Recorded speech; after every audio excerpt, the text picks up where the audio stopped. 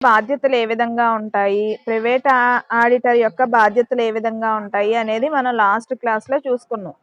Private ఆడిటర్కి వచ్చేసరికి private సంస్థలు ఏవైతే ఉన్నాయో భాగస్వామ్య సంస్థ, సొంత వ్యాపారం ఇట్లాంటి వాటికి ఆడిట్ అనేది తప్పనిసరి కాదు. కాకపోయినప్పటికీ భాగస్తుల మధ్య ఏదైనా ఇబ్బందులు తలెత్తకుండా ఉండాలంటే ఆడిట్ చేయించుకోవడం వల్ల ఒక సాక్ష్యం అనేది ఉంటుంది కాబట్టి ఆడిట్ ప్రముఖ పాత్రే పోషిస్తుంది అని చెప్పుకున్నాం. ఈ బాధ్యతలు ఏర్పడేటప్పుడు ఆడిటర్ తన నిర్లక్ష్యం చూపినట్లు రుజువైన లేదంటే ఆడిటర్ యొక్క నిర్లక్ష్యం వల్ల నష్టం ఏర్పడిన ఆ నష్టం అతని క్లయింట్కే సంభవించిందని భావించినప్పుడు మాత్రమే ఆడిటర్ శిక్షార్హుడు అవుతాడు అని చెప్పుకున్నాం. నెక్స్ట్ కంపెనీల చట్టం ప్రకారం కూడా కంపెనీల ఆడిటర్ యొక్క బాధ్యతలు 2 రకాలుగా ఉంటాయని, అవి సివిల్ బాధ్యతలు, క్రిమినల్ బాధ్యతలని. సివిల్ బాధ్యత వచ్చేసి నిర్లక్ష్యంకు బాధ్యత, అధికార దుర్వినియోగమునకు బాధ్యత, ఈ విధంగా 2 బాధ్యతలు ఉంటాయని. క్రిమినల్ బాధ్యతలు వచ్చేసరికి కంపెనీల చట్టం కింద బాధ్యతలు, ఆదాయ పన్ను చట్టం కింద బాధ్యతలు, భారత శిక్షా స్మృతి చట్టం కింద బాధ్యతలు, భారత చార్టెడ్ అకౌంటెంట్ చట్టం కింద బాధ్యతలు ఈ విధంగా ఉంటాయని చెప్పుకున్నాం. సివిల్ బాధ్యతలు ఎక్స్ప్లెయిన్ కూడా చేశాను నేను. ఇప్పుడు వచ్చేసి క్రిమినల్ బాధ్యతలు చూద్దాం. ఆడిటర్ యొక్క క్రిమినల్ బాధ్యతలు ఏ విధంగా ఉంటాయి. ఫస్ట్ పాయింట్ వచ్చేసి కంపెనీల చట్టం ప్రకారం బాధ్యత.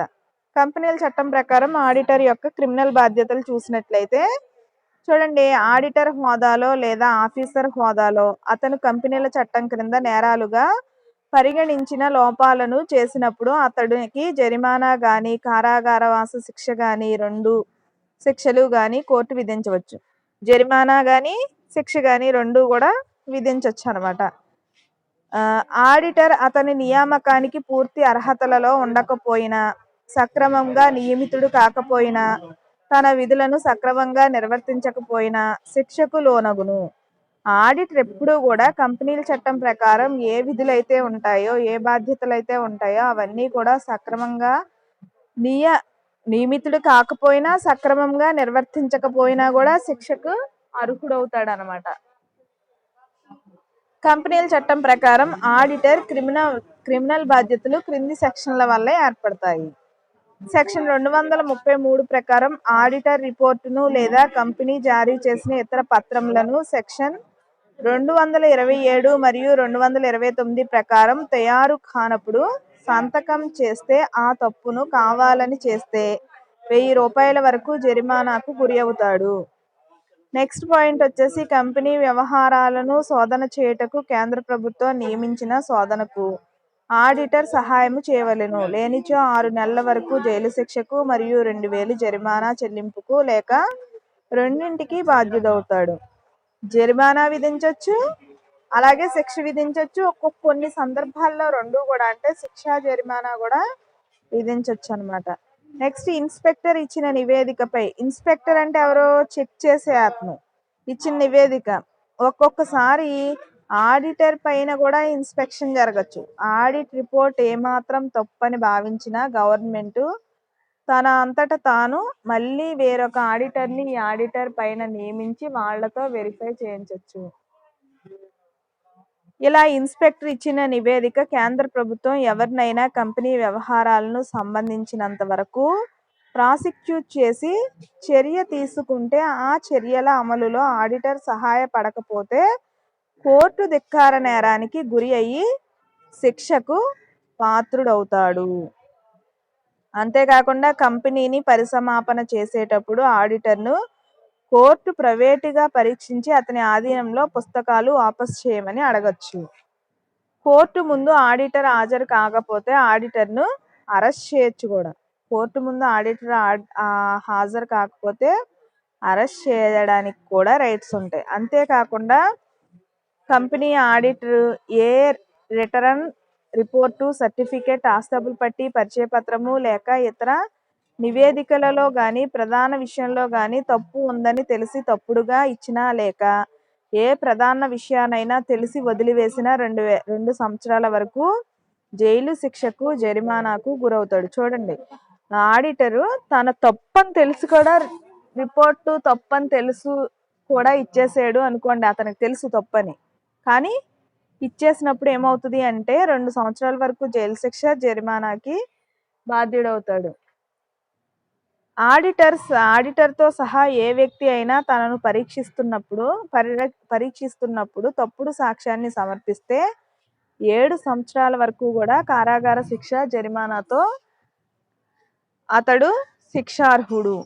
కంపెనీ పరిసమాపనలో ఉన్నప్పుడు ఆడిటర్ ఏదైనా నేరానికి బాధ్యుడైతే లిక్విడేటర్ను ప్రాసిక్యూట్ చేయమని కోర్టు ఆదేశించవచ్చు. ఈ విధంగా కంపెనీల చట్టం ప్రకారం ఆడిటర్కి క్రిమినల్ బాధ్యతలు ఈ విధంగా ఉంటాయి. ఏ బాధ్యతనైనా సరే అతను ఉల్లంఘించినట్లయితే అతను శిక్షార్హుడుగా ఉంటాడనమాట.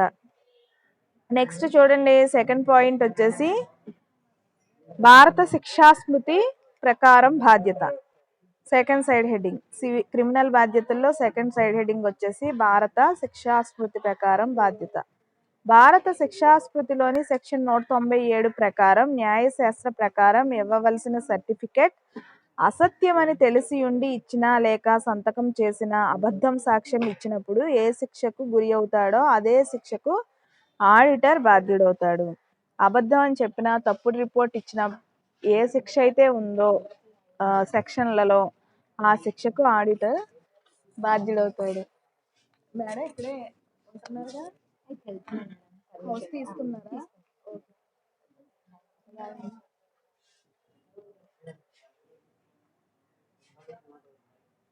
చూడండమ్మా, డంబెల్ బ్యాంకింగ్ కంపెనీ లిమిటెడ్ కేసులో అసత్యమని తెలిసి కూడా తప్పుడు ఆస్తి అప్పులు పట్టి ప్రకటనకు తోడ్పడినందుకు ఆడిటర్ క్రిమినల్ బాధ్యత వహించవలనని తీర్పు ఇవ్వబడినది. అదేవిధంగా ఫారోస్ బ్యాంక్ లిమిటెడ్ కేసులో బ్యాంకు ప్రచురించిన ఖాతాలకు సంబంధించి మోసాలకు, కుట్రకు ఆడిటర్ క్రిమినల్ బాధ్యత వహించవలనని తీర్పు చెప్పబడింది అనమాట. ఈ విధంగా చూడండి, ఏ విధంగా అంటే ఒక ఎగ్జాంపుల్ తీసుకుంటే ఫారోస్ బ్యాంక్ లిమిటెడ్ కేసులో ఏమైందంటే బ్యాంకు ప్రచురించిన ఖాతాలకు, మోసాలకు, కుట్రకు ఆడిటర్ క్రిమినల్ బాధ్యత వహించాలని తీర్పిచ్చింది అనమాట.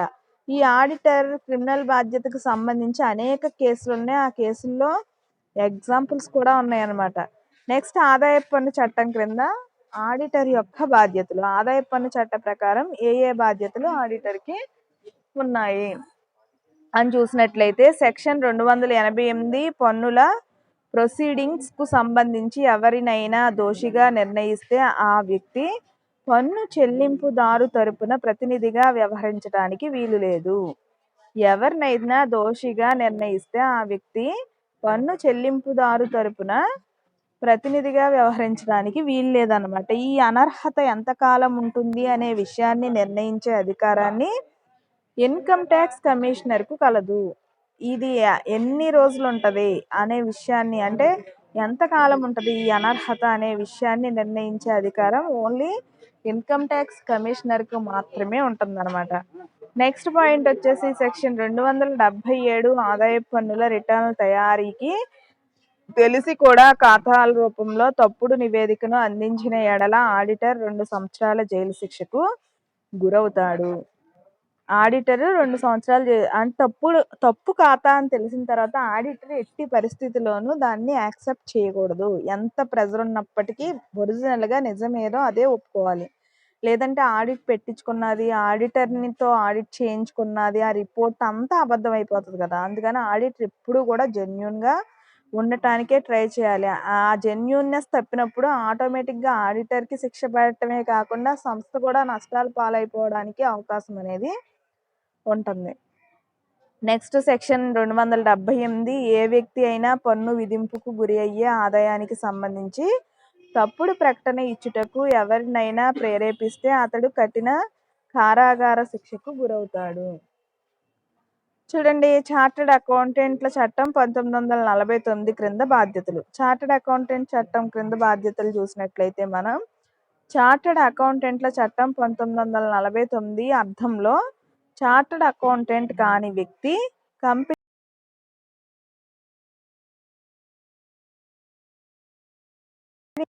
అతడు క్రిమినల్ బాధ్యతకు గురి అవుతాడు. ఈ నేరాన్ని అతడు మొదటిసారిగా చేస్తే 1000 రూపాయల వరకు జరిమానా విధిస్తారు. ఈ నేరం పునరావృతమైతే అప్పుడు అతనికి 5000 వరకు జరిమానా లేక 6 నెలల వరకు జైలు శిక్ష లేక 2 విధించబడతాయి.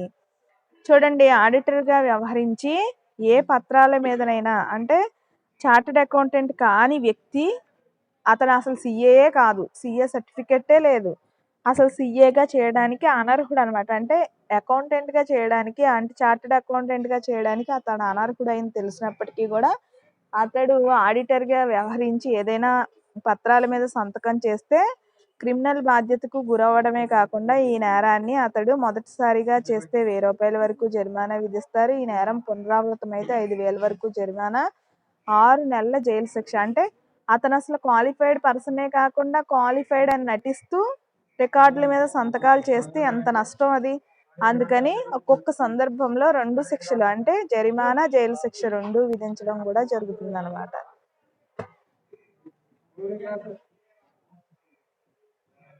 ఇదమ్మా ఆడిటర్ యొక్క క్రిమినల్ బాధ్యతలు వచ్చేసి అది. నెక్స్ట్ ఆడిట్ నివేదిక రకాలు చూసినట్లయితే audit report, very very very important question ఇది.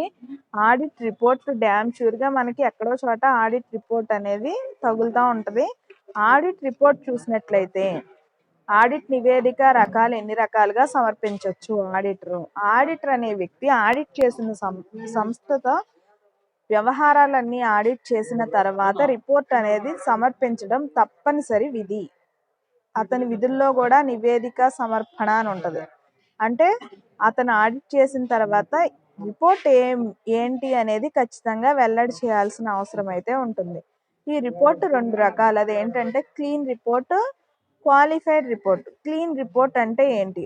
ఆడిటర్ తను ఆడిట్ చేసిన కంపెనీ ఖాతాలు సక్రమంగా ఉన్నాయని సంతృప్తి చెందితే క్లీన్ రిపోర్ట్ను తయారు చేసి సంతకం చేయును. దీనినే పరిశుద్ధ రిపోర్ట్ అని కూడా అంటారు. చూడండి, ఆడిటరు తన ఆడిట్ చేసిన కంపెనీ ఖాతాలు సక్రమంగా ఉన్నాయి, అంటే అంతా పర్ఫెక్ట్గా ఉన్నాయి, నేను రికార్డులు తనిఖీ చేసినంత వరకు కూడా అన్నీ కరెక్ట్గా ఉన్నాయి అని ఆడిటర్ భావించినప్పుడు ఇచ్చే రిపోర్ట్ ఏంటంటే క్లీన్ రిపోర్ట్. దీనినే పరిశుద్ధ రిపోర్ట్ అని కూడా అంటారు. Qualified report. క్వాలిఫైడ్ రిపోర్ట్ అన్నీ కరెక్ట్గా ఉన్నాయని క్లీన్ రిపోర్ట్ ఇస్తే, క్వాలిఫైడ్ రిపోర్ట్ అంటే ఏంటి?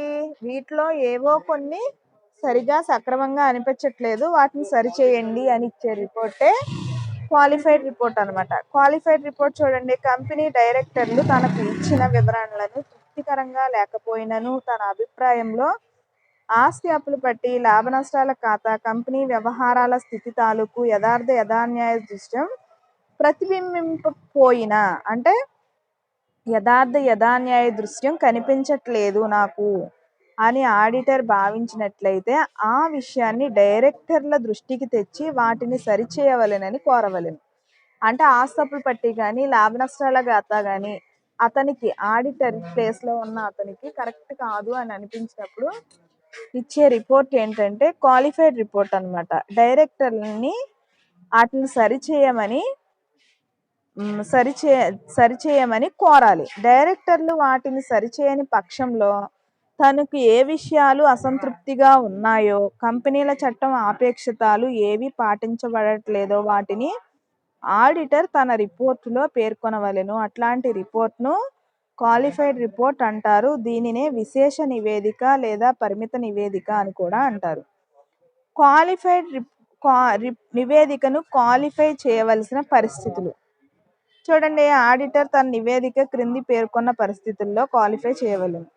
ఆడిట్ చేసేటప్పుడు ఆడిటర్ అవసరమైన సమాచారం, వివరణలను పొందలేకపోయినప్పుడు, ఆడిటర్ అవసరమైన సమాచారం పొందలేకపోయినప్పుడు క్వాలిఫైడ్ రిపోర్ట్ ఇస్తాడనమాట. మనం అడిగిన సమాచారం ఇవ్వట్లేదు ఆ సంస్థ వాళ్ళు, అప్పుడు మనం ఏం చేస్తాం? మనకు తెలియదు, అవి కరెక్ట్గా ఉన్నాయో రాంగో తెలియదు, అప్పుడు ఏం చేస్తాం అంటే క్వాలిఫైడ్ రిపోర్ట్ ఇస్తారు.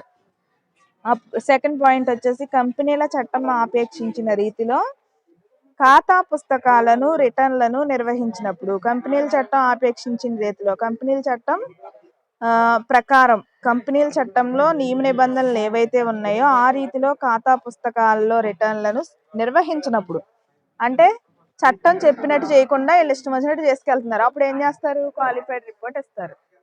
నెక్స్ట్ పాయింట్ వచ్చేసి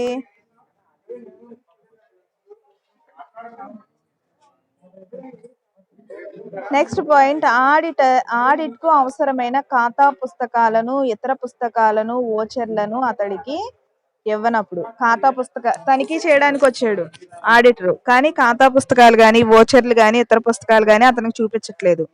అప్పుడు కూడా క్వాలిఫైడ్ రిపోర్ట్ ఇస్తాడు. కంపెనీ బ్రాంచ్ కార్యాలయపు ఖాతాకు మరో వ్యక్తి ఆడిట్ చేసినప్పుడు ఆ వ్యక్తి యొక్క ఆడిట్ నివేదిక కంపెనీ ఆడిటర్ కు చేరనప్పుడు, కంపెనీ బ్రాంచ్ ఖాతాలన్నీ వేరే ఆడిటర్ ఆడిట్ చేసాడు అనుకోండి, ఆ నివేదిక ఇతనికి ఇవ్వలేదు. ఆడిట్ నివేదిక కంపెనీ ఆడిటర్ కి ఇవ్వలేదు బ్రాంచ్ ఖాతాల నివేదికలో, అప్పుడు కూడా క్వాలిఫైడ్ రిపోర్ట్ ఇస్తారు. ఏమా మాస్కులు పెట్టండి ముందు. నెక్స్ట్ పాయింట్ వచ్చేసి కంపెనీ ఆస్తి అప్పులు పట్టి లాభ నష్టాల ఖాతా పుస్తకాల రిటర్న్లకు అనుగుణంగా లేవని భావించినప్పుడు, ఏవి కూడా లాభ నష్టాల ఖాతా గాని ఆస్తి అప్పులు పట్టి గాని కరెక్ట్ గా లేవని ఆడిటర్ భావించినప్పుడు కూడా క్వాలిఫైడ్ రిపోర్ట్ ఇస్తాడు. కంపెనీ లాభ నష్టాల ఖాతా యథాన్యాయ లాభము లేదా నష్టాన్ని చూపనప్పుడు, కంపెనీ లాభ నష్టాల ఖాతా కరెక్ట్ గా యథాన్యాయం అంటే ఉన్నది ఉన్నట్టుగా చూపించినప్పుడు కూడా క్వాలిఫైడ్ రిపోర్ట్ ఇస్తాడనమాట. నెక్స్ట్ పాయింట్ వచ్చేసి డైరెక్టర్లు సమర్పించిన ఖాతాలపై విశదీకరణలను అవసరమని తోచినప్పుడు క్వాలిఫైడ్ నివేదికలో ఆడిటర్ రాసే కొన్ని విషయాలు, కొన్ని ఉదాహరణలు. తరుగుదలని ఎక్కువ లేదా తక్కువ ఏర్పాటు చేయటం అంటే ఉన్నదానికన్నా ఎక్కువ చూపించేయడం లేదా లాభాలు చూపించుకోవడానికి తక్కువ చూపించేయడం, అలాంటివి ఉన్నప్పుడు కూడా క్వాలిఫైడ్ రిపోర్ట్ లో రాస్తారు. నెక్స్ట్ పెట్టుబడి విలువ మార్కెట్ విలువ కంటే ఎక్కువ చూపినప్పుడు, ఉన్న పెట్టుబడి విలువను అసలు మార్కెట్ లో ఉన్న దాని విలువ కంటే ఎక్కువ చూపించేసినప్పుడు కూడా క్వాలిఫైడ్ రిపోర్టే ఇస్తారు. నెక్స్ట్ రాని బాకీలకు తగినంత రిజర్వ్ ని ఏర్పాటు చేయకపోయినప్పుడు, వ్యాపారపు సరుకు కొన్న ధరల కంటే ఎక్కువ ఉన్న మార్కెట్ ధర ప్రకారం విలువ కట్టినప్పుడు, సరుకులు కొన్న ధర కన్నా ఎక్కువ కట్టేశారనమాట, అప్పుడు ఎక్కువ విలువ కట్టేసినప్పుడు డైరెక్టర్లు చేసిన సేవలకు గాని ఇచ్చిన ప్రతిఫలం సాధారణ ఖర్చులతో కలిపి చూపుట, ఇలాంటివి చేసినప్పుడు ఆడిటర్ క్వాలిఫైడ్ రిపోర్ట్ ని ఇస్తాడు. నెక్స్ట్ చూడండి, క్వాలిఫైడ్ రిపోర్టు ఆడిటర్ బాధ్యత. ఈ క్వాలిఫైడ్ రిపోర్ట్ ఇచ్చినప్పుడు ఆడిటర్ ఏ విధమైన బాధ్యతను కలిగి ఉంటాడు? ఆడిటర్ ను క్వాలిఫైడ్ రిపోర్ట్ ఇవ్వవద్దని లేదా రిపోర్టులో రాసే పదాలు అస్పష్టంగా వాడవలసిందని డైరెక్టర్లు ఒత్తిడి చేయొచ్చు. అంతే కదా, సంస్థ విలువ పోతుందని ఆడిటర్ మీద ప్రెజర్ తీసుకురావచ్చు. కానీ ఆడిటర్ వాటాదారులకు ప్రతినిధిగానని గుర్తెరిగి ఆడిటర్ ఏమనుకోవాలంటే, నేను వాటాదారుల తరపున ఉన్నాను కాబట్టి వాటాదారులు నష్టపోకూడదు, నన్ను నమ్మి వాళ్ళు ఉంటారు కాబట్టి నేను మోసం చేయకూడదు అన్న ఉద్దేశంలో ఉండాలి.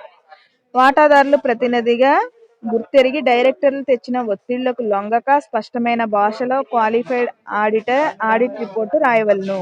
ఆ విధంగా చేయనిచో ఆడిటర్ బాధ్యుడవుతాడు. లండన్ అండ్ జనరల్ బ్యాంక్ కేసులో స్పష్టం చేయబడింది అనమాట. ఈ కేసులో చాలినంత హామీ లేకుండా బ్యాంకు రుణాలు మంజూరు చేసింది. ఈ విషయాన్ని ఆడిటర్ గ్రహించి తన రిపోర్టులో ఈ పదాలలో క్వాలిఫై చేశాడు. ఆస్తుల పట్టీలో చూపించిన ఆస్తుల విలువ వాటి వసూలు మీద ఆధారపడి ఉంటుంది. అప్పులు హామీల విలువ వాటి వసూలు మీద ఆధారపడి ఉండటం అనేది కేవలం స్వతసిద్ధమైన నిజం అని సాధారణ ప్రజలలో ఈ వాక్యంలో వాడిన పదాలు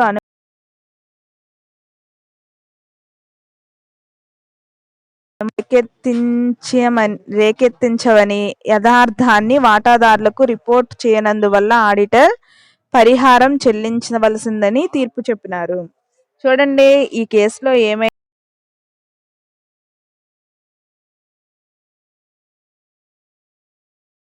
ఇప్పుడు వాటిని ఆడిటర్ ఉన్నది ఉన్నట్టు చూపించాలి, కానీ ఆడిటర్ ఏం చూపించాడు? ఆస్తప్పుల పట్టీలో చూపించిన ఆస్తుల విలువ వాటి వసూలు మీద ఆధారపడి ఉంటుంది. అప్పుల హామీ విలువ వాటి వసూలు మీద ఆధారపడి ఉండటం అనేది కేవలం స్వతసిద్ధమైన నిజమని సాధారణ ప్రజలలో ఈ వాక్యంలో వాడిన పదాలకి అనుమానం అనేది వచ్చిందనమాట. యథార్థాన్ని వాటాదారులకి తెలియచేయనందువల్ల ఏమైంది అంటే ఆడిటర్ కి నష్టపరిహారం చెల్లించమని తీర్పు ఇచ్చింది.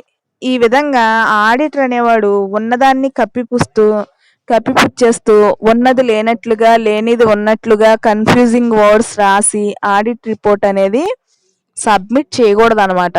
ఉన్నది ఉన్నట్టు క్లారిటీగా సబ్మిట్ చేసినప్పుడు మాత్రమే ఆ రిపోర్టు కరెక్ట్ అని వాటాదారులు భావించినప్పుడు మాత్రమే అది ఓకే అవుతుంది.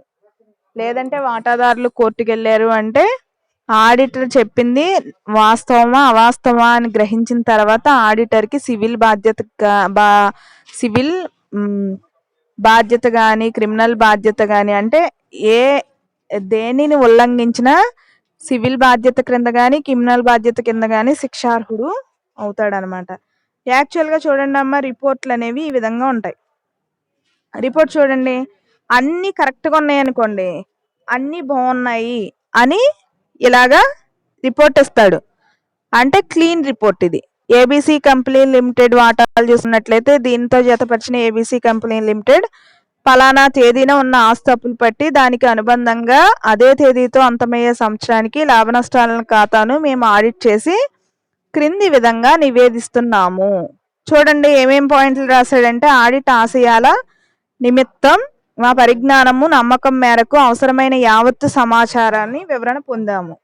నెక్స్ట్, మా అభిప్రాయంలో మేము పుస్తకాలను పరిశీలించిన దాన్ని బట్టి చట్టరీత్యా ఆపేక్షితమైన సక్రమమైన ఖాతా పుస్తకాలను కంపెనీ నిర్వహించింది. మేము సందర్శించని బ్రాంచ్లు మా ఆడిట్ ఆశయాల నిమిత్తం ఆవశ్యకత రిటర్న్లు వచ్చినాయి. అన్నీ పర్ఫెక్ట్గా వచ్చాయి బ్రాంచ్ల నుంచి కూడా. గుంటూరు బ్రాంచ్ ఆఫీస్ ఖాతాలు కంపెనీ చట్టం క్రింద శ్రీకాంత్ సిఏ చేత ఆడిట్ చేయడమైంది. ఫలానా బ్రాంచ్ ఫలానా వ్యక్తి చేత ఆడిట్ చేయబడింది. ఆ రిపోర్టు మాకు వచ్చింది. ఆ రిపోర్టు కరెక్ట్గా తయారు చేయడం జరిగింది, మాకు వచ్చింది. ఈ రిపోర్ట్లో ఉదాహరించిన కంపెనీ ఆస్తులు పట్టి లాభ నష్టాల పుస్తకాలు రిటర్న్లు అన్నీ అనుగుణంగా ఉన్నాయి. మా అభిప్రాయంలో మాకు సమాచారం అందిన మేరకు మాకు ఇచ్చిన వివరణల ప్రకారం పైన పేర్కొన్న ఖాతాలు వాటి మీద నోట్స్తో చదివితే కంపెనీల చట్టం 1956 ఆపేక్షించిన సమాచారం చట్టం ఆపేక్షించిన విధంగా ఇస్తున్నాయి. అన్నీ కూడా పర్ఫెక్ట్గా ఇస్తున్నాయి. ఏమేంటి మనకు కావాల్సింది? లాభ నష్టాల ఖాతా పర్ఫెక్ట్గా ఉంది, ఆస్తులు పట్టి పర్ఫెక్ట్గా ఉంది అని రిపోర్ట్ ఇచ్చి కింద ఆడిటర్ సంతకం కంపల్సరిగా పెట్టి సబ్మిట్ చేయాలి. అదే క్లీన్ రిపోర్ట్ అయితే అలా చేస్తాం. క్వాలిఫైడ్ రిపోర్ట్ ఏ అయితే సక్రమంగా లేవో వాటిని వివరిస్తూ రాస్తాం. చూడండి, క్వాలిఫైడ్ రిపోర్ట్ నమూనా వచ్చేసి వాటాదారులకి దీంతో జతపరచవలసిన ఏబీసీ లిమిటెడ్ పలానా తేదీన ఉన్న ఆస్తులు పట్టి దాని అనుబంధించిన అదే తేదీతో అంతమయ్యే సంవత్సరానికి లాభ నష్టాల ఖాతాను మేము ఆడిట్ చేశాము. క్రింది విధంగా రిపోర్ట్ ఇస్తున్నాం. ఇది మ్యాక్సిమం అదే ఇచ్చేస్తారు, కానీ కింద రాసే మ్యాటర్ మాత్రం మారుతుంది అనమాట. చూడండి, భవనాలపై తరుగుదల మా అభిప్రాయంలో చాలదు అంటే తక్కువ కట్టేశాడు. చాలా కాలంగా వాయిదాలు మీరిన అప్పులు రాని బాకీలు ఏర్పరచలేదు. మార్కెట్ ధర ప్రకారం విలువ కట్టడం వలన కంపెనీ పెట్టుబడుల విలువ కొన్న ధర కంటే 5,000 ఎక్కువ ఉంది. కంపెనీలకి ఇతర కంపెనీలో ఉన్న బోనస్ షేర్లు వాటి డివిడెంట్ల ఖాతా పుస్తకాలలో చూపలేదు. కేవలం కేంద్ర ప్రభుత్వం అనుమతి లేకుండా డైరెక్టర్లు 2 లక్షలకు రుణాలు ఇవ్వబడినవి. పై విషయాలకు లోబడి మేము ఈ క్రింది నివేదిస్తున్నాము. ఆడిట్ ఆశయాల నిమిత్తం మా పరిజ్ఞానము నమ్మకం మేరకు అవసరమైన యావత్తు సమాచారం వివరణలు పొందినాము. పై మినహా మిగిలినవన్నీ పొందాము. మా అభిప్రాయంలో మేము పుస్తకాల్లో పరిశీలించిన దాటిని బట్టి ఆపేక్షితమైన సక్రమమైన ఖాతా పుస్తకాలు కంపెనీ నిర్వహించింది. అంటే పై తప్ప మిగిలినవన్నీ పర్ఫెక్ట్గా ఉన్నాయి. ఈ రిపోర్ట్లో ఉదహరించిన కంపెనీ ఆస్తులు పట్టి లాభ నష్టాల ఖాతా పుస్తకాలకు రిటర్న్లు అనుగుణంగా ఉన్నాయి. రిటర్న్లకు అన్నీ కూడా అనుగుణంగా ఉన్నాయి. పైన చెప్పిన 5 పాయింట్లు మాత్రమే క్లారిటీ లేదనమాట, మిగిలిందంతా క్లారిటీగా ఉంది అని ఇస్తున్నాడు. మా రిపోర్ట్లో ఉదహరించిన కంపెనీ ఆస్తులు పట్టి లాభ నష్టాల ఖాతా పుస్తకాలు రిటర్న్లకు అనుగుణంగా ఉన్నాయి. మా అభిప్రాయంలో మాకు సమాచారం అందిన మేరకు మాకు ఇచ్చిన వివరణల ప్రకారం పేర్కొన్న ఖాతాలు వాటి మీద నోట్సులతో చదివితే కంపెనీల చట్టం 1956 ఆపేక్షించిన సమాచారం చట్టం ఆపేక్షించిన విధంగా ఇస్తున్నాయి. అవి ఏవేంటి అంటే ఆస్తులు పట్టి కరెక్ట్గా ఉంది, లాభ నష్టాల ఖాతా విషయంలో ఆ తేదీలో అంతమయ్యే సంవత్సరానికి లాభం యొక్క యథార్థ దృశ్యాన్ని ఇస్తున్నాయి. Station, date, auditor sign. ఇదమ్మా క్లీన్ రిపోర్ట్ అంటే ఏంటంటే అన్నీ పర్ఫెక్ట్గా ఉంటే ఇచ్చేది క్లీన్ రిపోర్ట్. క్వాలిఫైడ్ రిపోర్ట్ అంటే ఏంటంటే కొన్ని అంశాలు స్పష్టత వ్యక్తం చేయట్లేదు కాబట్టి అవి సరిచేయండి అని ఏవేవి బాగున్నాయో అవన్నీ కూడా రాస్తూ ఇచ్చేది క్వాలిఫైడ్ రిపోర్ట్. అయితే మీకు ఇది అవసరం లేదనుకోండి, కాకపోతే మీకు ఎగ్జాంపుల్కి నమూనా ఏ విధంగా ఉంటుంది అనేది తెలుస్తుందని చెప్తున్నాను. కానీ ఆడిట్ రిపోర్ట్ అనేది ఇంపార్టెంట్. మీకు ఆల్రెడీ 2 క్వశ్చన్స్ కూడా నేను నిన్న నోట్స్ షేర్ చేశాను, రాసుకోండి. ఇంకొకే ఒక్క క్వశ్చన్ ఉంది, అదేంటంటే కంపెనీల చట్టం 2013. అది రేపు పొద్దున కంప్లీట్ చేసేసి మీతో సెమినార్లు చెప్పిస్తాను. ఓకేనా? సెమినార్కి రెడీగా ఉండండి. ఫస్ట్ సెమినార్ వచ్చేసి ఆడిట్ యొక్క ఉద్దేశాలు. అర్థమైందా? వినిపిస్తుందా?